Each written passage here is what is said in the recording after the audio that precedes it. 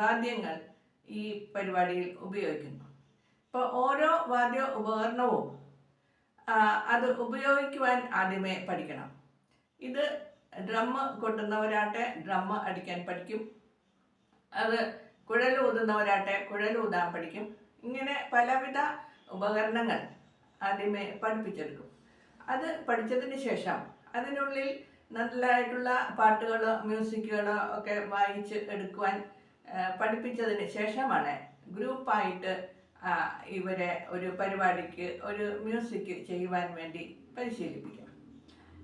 ഈ പരിശീലനത്തോടൊപ്പം തന്നെ അതിൻ്റെ കൂടെ ഡിസ്പ്ലേയും കൂടെ ഉണ്ടാകും. ഡിസ്പ്ലേ എന്ന് പറയുമ്പോൾ ഒരിടത്ത് നിന്നിട്ട് വാദ്യോപകരണം വായിക്കുന്നതല്ല, ഡിസ്പ്ലേയിൽ വളരെ മനോഹരമായി പല തരത്തിലേക്ക് പല സൈഡിലേക്ക് സഞ്ചരിക്കുകയും കൂടെ ചെയ്യുന്നു. ഈ വാദ്യോപകരണം ഉപയോഗിച്ചുകൊണ്ട് തന്നെ മുന്നിലേക്കും സൈഡിലേക്കും കോണിലേക്കും ആയി പല ഡയറക്ഷനിൽ പല ആകൃതി ഉണ്ടാകുന്ന വിധത്തിൽ 20 കുട്ടികളുടെ സെറ്റ് പല ആകൃതിയിൽ ഒരു ഗ്രൗണ്ട് നിറഞ്ഞ് നിൽക്കുന്നത് പോലെ ആയിട്ട് ഇവരെ ഡിസ്പ്ലേ ചെയ്യിക്കുന്നുണ്ട്.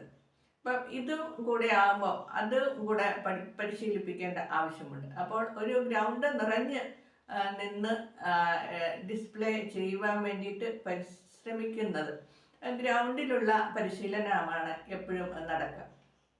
ഇതിൽ 20 കുട്ടികൾ ഉള്ളതിനാൽ 20 കുട്ടികളെയും ഒരുമിച്ച് കൊണ്ടുവന്നിട്ട് വേണം പരിശീലനം നടക്കാൻ. അത് സ്കൂൾ തലത്തിൽ പരിശീലനം നടത്താറുണ്ട്. ഗ്രൗണ്ടിലാണ് പരിശീലനം. എല്ലാ ദിവസവും പരിശീലനം ഉണ്ടാകും. ഇത് വർഷങ്ങൾ നീണ്ടെടുക്കുന്ന ഒരു പരിശീലന പരിപാടിയാണ്. ആ പരിശീലനത്തിൽ എല്ലാ കുട്ടികളെയും ഒരുമിച്ച് ഒരേ സമയം കിട്ടുക എന്ന് പറയുന്നത് വളരെ പ്രയാസമുള്ള കാര്യമാണ്. പല കുട്ടികളും പല ക്ലാസ്സുകളിലുള്ളവരായിരിക്കും. അപ്പോൾ അവരുടെ ക്ലാസ് ടൈം കഴിഞ്ഞിട്ടാണ് ഈ പരിശീലന പരിപാടി നടത്തുക.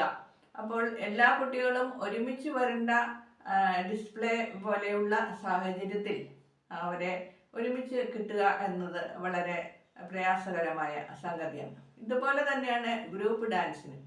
ഗ്രൂപ്പ് ഡാൻസിനും 10ലധികം കുട്ടികളുണ്ടാകും.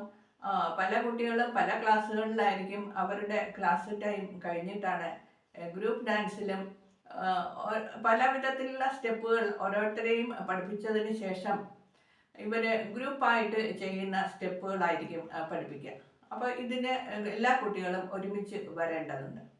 ഇങ്ങനെ പല വിധത്തിലുള്ള പരിശീലന പരിപാടികൾക്ക് ശേഷമാണ് ഇത് സ്റ്റേറ്റ് ലെവൽ മത്സരിക്കാൻ പോവുക. State level